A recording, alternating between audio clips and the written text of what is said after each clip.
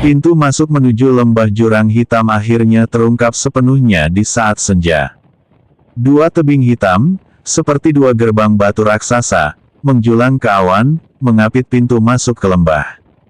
Permukaan tebing itu dipenuhi dengan rune magis yang padat dan rumit, yang memancarkan cahaya merah gelap di senja hari, seperti mata yang tak terhitung jumlahnya yang terbuka dan berkedip perlahan, setiap kilatan membawa ritme kuno. Lapisan kabut hitam tebal memenuhi pintu masuk lembah, mengandung energi iblis yang kuat yang perlahan melonjak seperti makhluk hidup.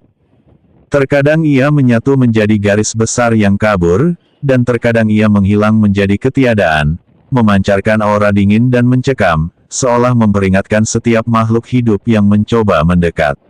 Ini bukan rumahmu. Chen Ping berdiri di pintu masuk lembah, mata ungunya menatap kabut hitam yang bergelombang, merasakan energi iblis yang melimpah di dalamnya.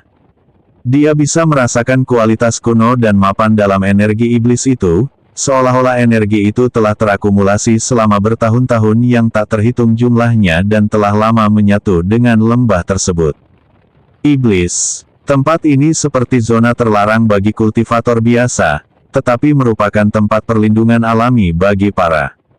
Tidak heran jika para dewa tidak berani menginjakkan kaki di sini dengan mudah di lingkungan seperti ini. Kekuatan spiritual para kultivator dewa akan sangat tertekan, dan kekuatan tempur mereka akan berkurang setidaknya 30%.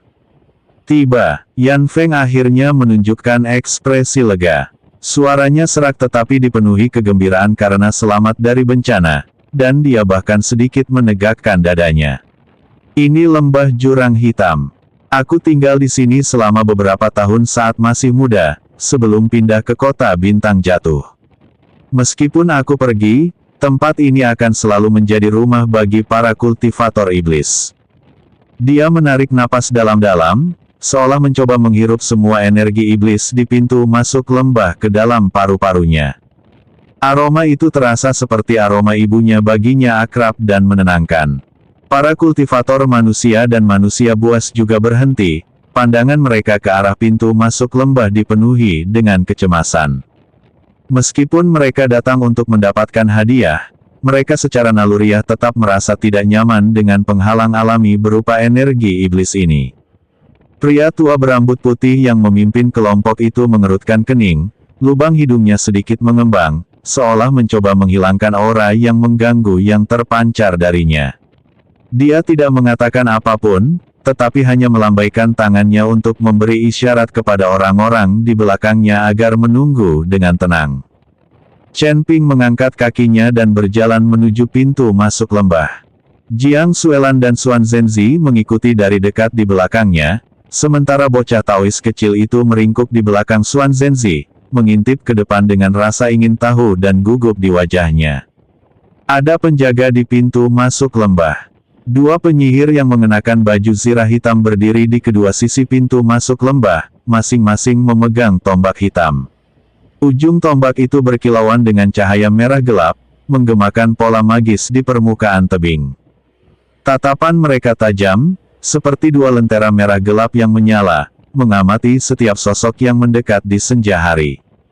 Tingkat kultivasi mereka berada di peringkat ketujuh alam abadi emas, dan aura mereka tenang sekaligus tajam, yang jelas menunjukkan bahwa mereka adalah penjaga elit lembah jurang hitam.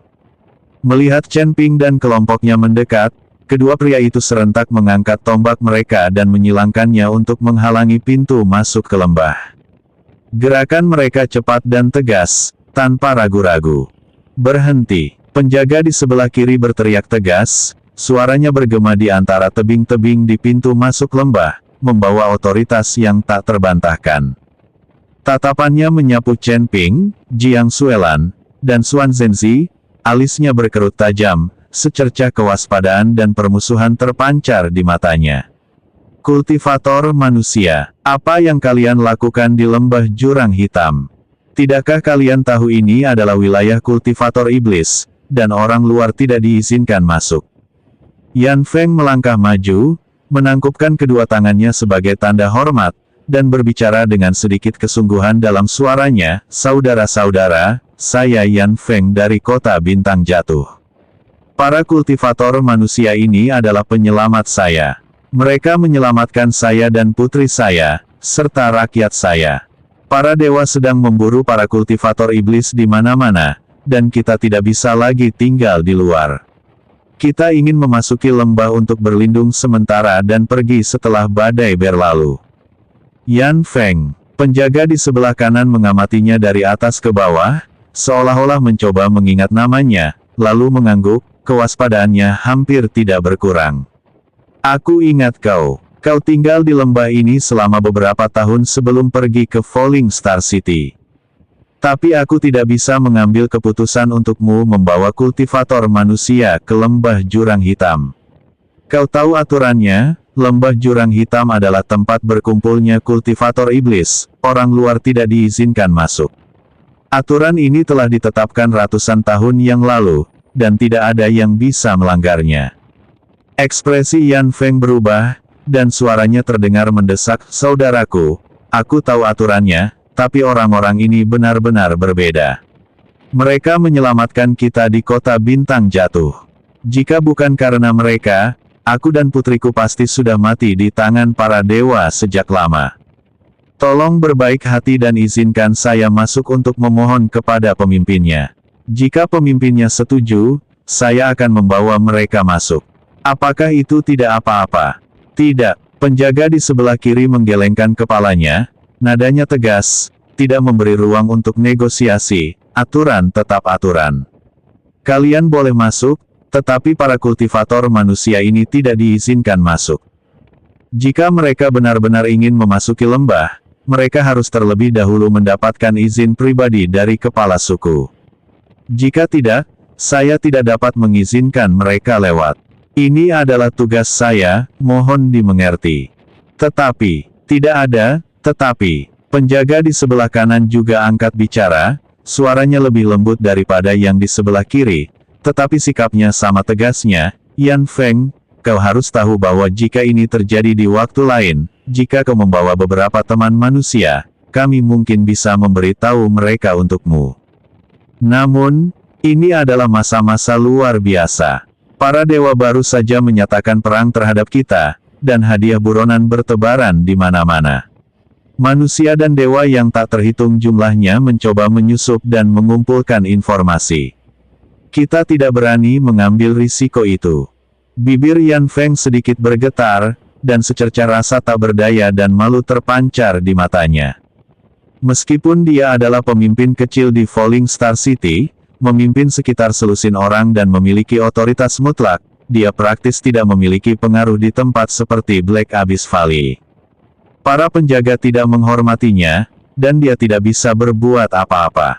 Para manajer di sini tidak mengenali identitasnya, dia bahkan tidak memenuhi syarat untuk membawa Chen Ping menerima penghargaan tersebut. Dia berbalik, menatap Chen Ping, wajahnya penuh penyesalan, dan bahkan tidak berani menatap mata Chen Ping. Dermawan saya benar-benar minta maaf.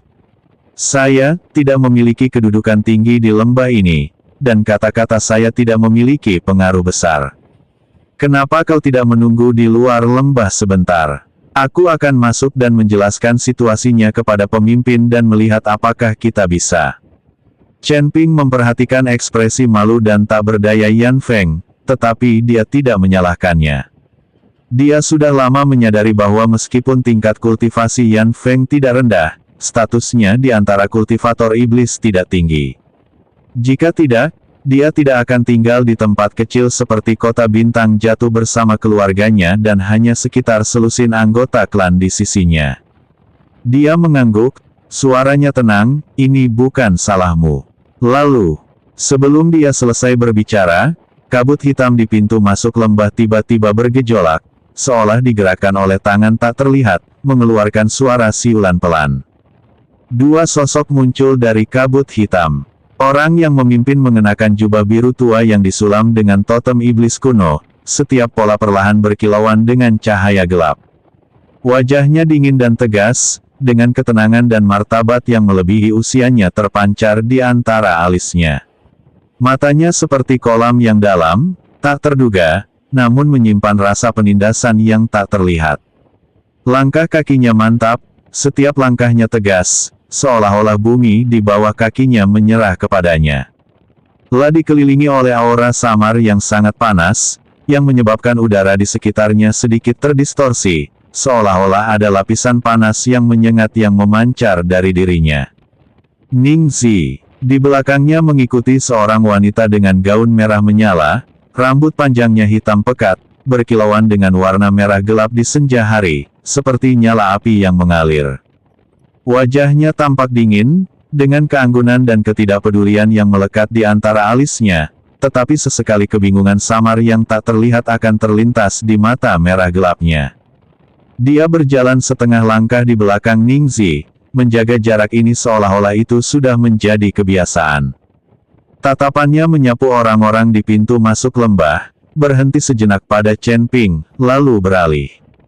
Su Yuqi. Chen Ping memperhatikan keduanya muncul dari kabut hitam, mata ungunya menunjukkan sedikit keterkejutan, hanya lengkungan samar yang muncul di sudut mulutnya. Dia sudah lama menduga akan bertemu Ningxi dan Su Yuqi di lembah jurang hitam, karena keduanya berasal dari garis keturunan iblis api. Dalam situasi tingkat surga ke-20, mereka pasti berada di tempat berkumpulnya para kultivator iblis. Dia hanya tidak menyangka akan bertemu dalam situasi seperti ini. Ketika kedua penjaga itu melihat Ningxi, ekspresi mereka berubah drastis, seolah-olah mereka telah bertemu dengan terik matahari di tengah musim dingin. Mereka segera menyimpan tombak mereka, berlutut dengan satu lutut, dan membungkus serempak, berkata dengan hormat, "Tuan Muda Ning." Ningxi melirik mereka, lalu ke arah Chen Ping dan kelompoknya di pintu masuk lembah. Tatapannya berhenti sejenak di wajah Chen Ping sebelum beralih. Suaranya tenang, seolah-olah dia sedang membicarakan sesuatu yang sepele, biarkan mereka masuk. Mereka adalah teman-teman saya. Penjaga itu terdiam sejenak, seolah ingin mengatakan sesuatu, tetapi melihat mata Ningxi yang tenang, ia menelan semua kata-katanya. Tanpa ragu, mereka menyingkir, gerakan mereka, bahkan saat berdiri, dipenuhi rasa takut, ya. Tuan Muda Ning. Yan Feng benar-benar terkejut. Dia melirik kedua penjaga yang begitu hormat kepada Ningxi, lalu ke wajah Ningxi yang muda dan dingin, dan kemudian ke Chen Ping. Matanya penuh dengan keterkejutan dan kebingungan. Dia membuka mulutnya, tetapi tidak bisa berkata apa-apa. Bagaimana mungkin pria ini, yang bahkan terlihat lebih muda dari Chen Ping, bisa menduduki posisi setinggi itu di lembah jurang hitam? Bahkan para penjaga pun harus membungkuk kepadanya. Selain itu, kedua penjaga tersebut, yang sudah dianggap memiliki pengaruh di lembah itu, bertindak seolah-olah mereka sedang melihat tuan mereka ketika mereka melihat Ningxi. "Dermawan saya, ini, seorang teman lama." Suara Chen Ping terdengar tenang, seolah-olah dia sudah memperkirakan pemandangan ini. "Masuklah." Dia melangkah masuk ke lembah jurang hitam.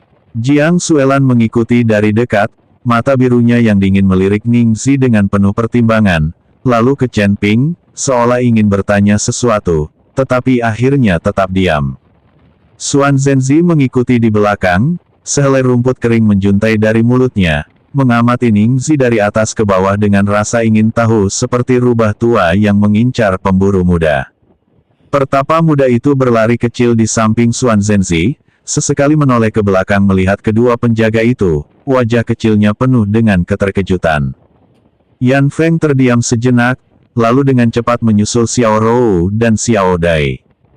Ningxi berdiri di pintu masuk lembah, memperhatikan Chen Ping berjalan melewatinya tanpa mengucapkan sepatah kata pun. Saat keduanya berpapasan, suara Ningxi sangat lembut, begitu lembut sehingga hanya Chen Ping yang bisa mendengarnya. Selembut daun yang jatuh berbisik tertiup angin, "Akhirnya kau menyusul. Jika aku tidak ikut, bagaimana kau bisa bersenang-senang sendirian?" Suara Chen Ping juga sangat lembut, selembut jarum yang jatuh di atas karpet. "Ya, bermain sendirian memang tidak menyenangkan." Suara Ningxi mengandung sedikit nada geli, senyum tersembunyi di balik nada tenangnya, seperti arus bawah yang bergejolak di bawah lapisan es tipis. Lalu dia menyingkir untuk memberi jalan, suaranya kembali tenang dan datar seperti biasanya, "Masuklah. Mari kita cari tempat untuk bicara." Chen Ping tidak menoleh dan mengikuti orang-orang di depannya masuk ke kedalaman lembah jurang hitam. Namun, ia bisa merasakan tatapan tertuju pada punggungnya. Itu bukan tatapan Jiang Xuelan, bukan pula tatapan Xuan Zhenzi, melainkan tatapan merah gelap itu. Su Yuqi sedang menatapnya. Dia tidak mengenalinya, tetapi kenangan yang terpendam dalam tubuh itu sepertinya masih melekat dengan gema yang samar. Di belakang mereka, para kultivator manusia dan manusia binatang bergegas maju, berteriak ke arah pintu masuk lembah dengan penuh semangat dan antisipasi. "Hei! Kami di sini untuk mengumpulkan hadiah." Puluhan kepala kultivator dewa. Mereka mengangkat tinggi-tinggi kantung penyimpanan yang bernoda darah keemasan, yang agak mengental di senja hari, berubah menjadi kilauan keemasan gelap. Wajah mereka dipenuhi kegembiraan dan antusiasme. Mereka bertindak cepat dan tegas ketika membunuh para kultivator klan dewa, dan mereka juga bertindak cepat dan tegas ketika melakukan pertukaran hadiah. Penjaga itu memandang para kultivator manusia dan manusia binatang, lalu menoleh ke arah Ningxi yang sudah pergi, dan menggaruk kepalanya dengan susah payah. Tunggu sebentar, aku akan pergi bertanya pada pemimpin." Bagian dalam lembah jurang hitam jauh lebih besar daripada yang dibayangkan Chen Ping. Lembah ini terbuka, dengan banyak gua dan ruang batu yang diukir di tebing di kedua sisinya, berlapis-lapis dan tersebar di permukaan batu seperti sarang lebah. Di tengahnya terdapat ruang terbuka datar, tempat banyak rumah batu sederhana dan gudang kayu dibangun, tersusun berselang-seling, dengan jalan setapak berbatu di antaranya. Terdapat sekitar 1000 kultivator iblis yang tinggal di lembah itu, termasuk pria, wanita, dan anak-anak. Beberapa di antara mereka mendirikan kios di ruang terbuka untuk berdagang, memajang berbagai bahan spiritual dan artefak magis di depan mereka. Sebagian dari mereka bermeditasi dan berlatih di depan rumah-rumah batu, tubuh mereka diselimuti aura iblis yang samar. Sebagian lainnya sedang memperbaiki peralatan ritual, menajamkan bilah-bilahnya dengan kikir kasar. Meskipun mereka tampak menjalani kehidupan sederhana, mereka memiliki pemahaman yang baik satu sama lain. Mereka akan mengangguk dan saling menyapa ketika bertemu kenalan. Anak-anak berlarian dan bermain di gang-gang. Meskipun tidak banyak tawa, ada vitalitas yang gigih dalam diri mereka. Chen Ping mengikuti Ningxi menyusuri jalan batu di lembah. Ketika para kultivator iblis melihat Ningxi, mereka semua memberi jalan kepadanya. Beberapa menundukkan kepala sebagai salam, sementara yang lain minggir, mata mereka dipenuhi kekaguman dan rasa hormat. Itu adalah pengakuan yang tulus, bukan penyerahan diri yang dipaksakan. Kami tiba di sebuah aula hitam besar di tengah. Aula utama dibangun seluruhnya dari batu-batu besar berwarna hitam, dan lambang api berwarna emas gelap diukir di ambang pintu simbol dari garis keturunan iblis api.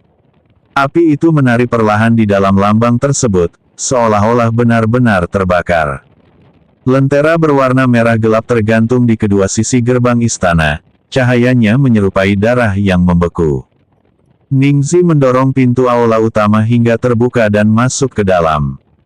Chen Ping mengikuti di belakangnya, dan Jiang Xuelan serta Xuan Zhenzi juga datang. Xuan Zhenzi meninggalkan bocah Taois muda itu di luar pintu, menyuruhnya duduk di tangga sambil memakan ransum kering sementara dia menunggu. Ruang di dalam aula jauh lebih besar daripada yang terlihat dari luar, jelas karena adanya susunan spasial. Keempat dinding itu ditutupi dengan rune iblis kuno, yang memancarkan cahaya merah gelap, membuat seluruh aula tampak seolah diselimuti kabut merah darah. Suasana kuno menyelimuti udara, seperti buku sejarah yang terbuka, setiap halamannya menceritakan kisah kejayaan dan tragedi masa lalu. Di tengah aula terdapat sebuah meja batu besar, di atasnya terbentang peta besar yang menguning, yang menandai wilayah 20 langit dan distribusi berbagai kekuatan. Tanda-tanda tersebut berwarna berbeda, beberapa berwarna merah untuk benteng Protoss, beberapa berwarna hitam untuk kota-kota Terran, beberapa berwarna abu-abu untuk zona netral, dan ada lingkaran yang digariskan tebal. dengan warna merah gelap dengan simbol peringatan yang digambar di sekeliling tepinya. Ningxi berjalan ke meja batu, berbalik, dan menatap Chen Ping. Kedua pria itu saling menatap dari seberang meja batu, tak seorang pun berbicara lebih dulu. Aula itu tetap sunyi sejenak, hanya cahaya merah gelap yang mengalir perlahan di sepanjang dinding. Kemudian Ningxi berbicara, dan pertanyaan pertamanya mengejutkan Chen Ping, berapa banyak kristal yang tersisa? Chen Ping sedikit mengangkat alisnya. Dia bersandar pada meja batu, melipat tangannya, menatap wajah Ningxi yang tanpa ekspresi. Mengapa kau menanyakan ini? Orang-orang di luar sana datang untuk melakukan transaksi demi mendapatkan hadiah. Suara Ningxi tenang, setenang seolah-olah dia sedang menanyakan cuaca hari ini. Aku sudah mengeluarkan perintah hadiah, tetapi para iblis tidak memiliki kristal sebanyak itu untuk mendapatkannya. Chen Ping mengerti. Meskipun Ningxi menyusun rencana cerdas untuk melawan api dengan api, dia mengabaikan masalah yang sebenarnya. Ras iblis memang tidak sekaya para dewa. Para dewa menguasai sumber daya terbaik di surga ke-20, memiliki tambang kristal dan urat spiritual yang tak terhitung jumlahnya, sementara para iblis telah ditindas selama bertahun-tahun dan kekurangan sumber daya. Gabungan semua kultivator iblis bahkan tidak dapat mengumpulkan sepertiga dari jumlah yang dibutuhkan untuk gelombang hadiah pertama. Mereka tidak memiliki cukup kristal untuk membayar hadiah tersebut. Jadi, kamu ingin aku yang membayar? Chen Ping bersandar di meja batu, melipat tangannya, menatap Ningxi dengan senyum mengejek di bibirnya. Aku membantumu membunuh tetua Senmu, merebut cincin penyimpanannya, dan mendapatkan sumber daya kekuatan ilahi di surga ke-19. Suara Ningxi tetap tenang, kau pasti memiliki cukup banyak kristal.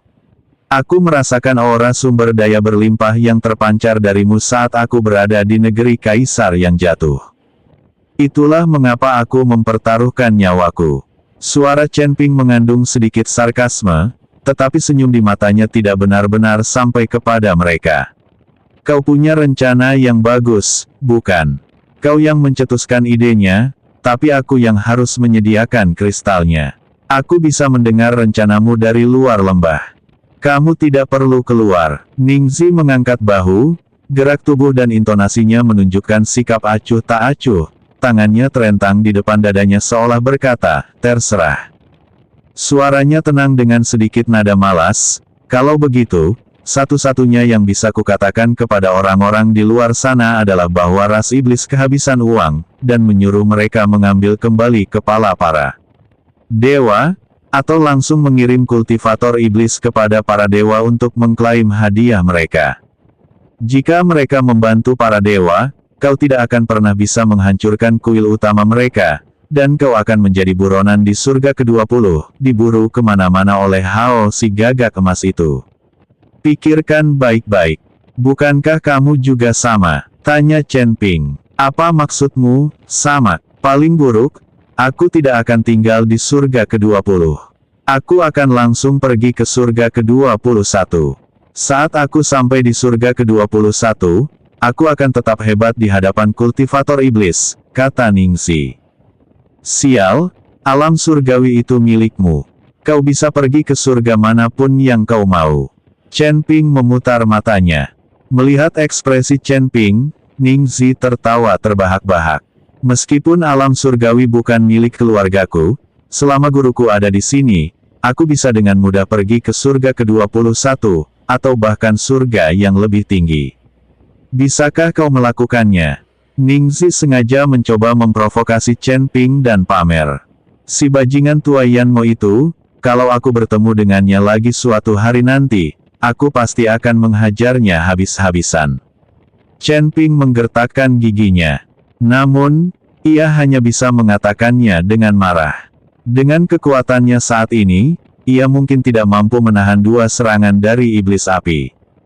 Meskipun ia memiliki Tuan Si di belakangnya, Tuan Si bahkan lebih kuat daripada iblis api, tetapi Tuan Si tidak terlalu peduli padanya lagi.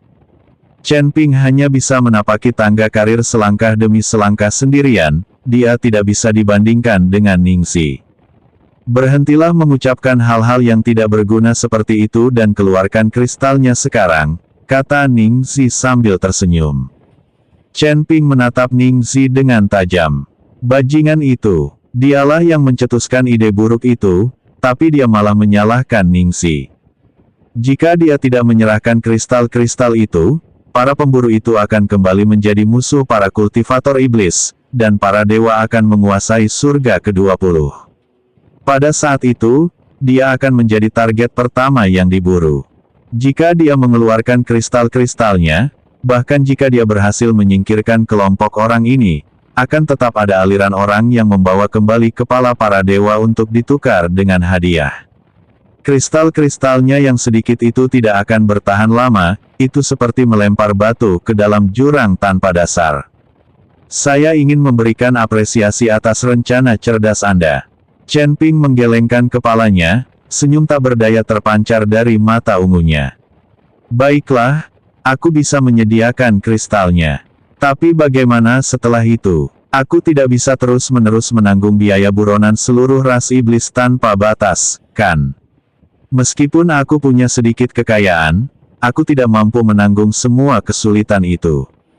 Ning Zi menatap Chen Ping, terdiam sejenak, kilatan pikiran terlintas di matanya yang dingin, lalu perlahan berkata, jadi kita perlu menemukan tambang kristal, atau mencari cara untuk mendapatkan sumber daya dalam jumlah besar. Aku tahu ada banyak reruntuhan dan medan perang kuno di surga ke-20, tetapi sebagian besar telah dilalui orang, dan yang tersisa hanyalah puing-puing, tidak sepadan dengan risikonya. Namun, ada satu tempat yang konon sangat berbahaya, dengan peluang kematian 9 dari 10 bagi siapapun yang masuk ke sana, sehingga sangat sedikit orang yang berani menginjakan kaki di sana hingga saat ini. Pandangannya tertuju pada peta yang menguning di atas meja batu. Dia menunjuk ke area yang digariskan tebal. Dengan warna merah gelap di tepi peta, di sampingnya terdapat beberapa kata kecil yang berbunyi, sangat berbahaya, masuklah dengan hati-hati. Dia menunjuk ke area tersebut dengan jarinya, tempat ini disebut Jurang Sunyi. Konon, di zaman kuno, seorang kaisar abadi yang perkasa tewas di sana saat mencoba menembus alam suci. Esensi Taois dan sisa jiwanya tersebar di area itu, membentuk badai hukum dan jebakan spasial yang sangat mengerikan. Para kultivator di bawah peringkat ke-9 dari alam Dewa Emas yang memasuki tempat ini hampir tidak memiliki peluang untuk keluar hidup-hidup. Namun justru karena alasan inilah, sumber daya di dalamnya tetap tidak tersentuh. Chen Ping menatap area merah gelap di peta, kilatan cahaya menyambar di mata ungunya seperti percikan api yang menyala, tempat jatuhnya kaisar abadi. Tempat lain di mana para kaisar binasa. Tapi kenapa kau tidak pergi sendiri dan bersikeras menungguku? Lagi pula, tak satu pun dari kita yang berada di peringkat ke-9 alam Dewa Emas, kan? Ide Chen Ping benar. Lagi pula, di surga ke-19, Ning Zi telah bersembunyi di tanah kaisar yang jatuh untuk waktu yang lama. Chen Ping baru mengetahui kemudian bahwa dia tidak mendapatkan harta karun apapun dari memasuki tanah kaisar yang jatuh. Dia hanya menggunakan beberapa fragmen esensi Taois untuk meningkatkan tingkat kultivasinya sedikit. Kau memiliki kekuatan kekacauan, yang dapat membantuku menahan kerusakan, kata Ning Zi tanpa berusaha menyembunyikannya.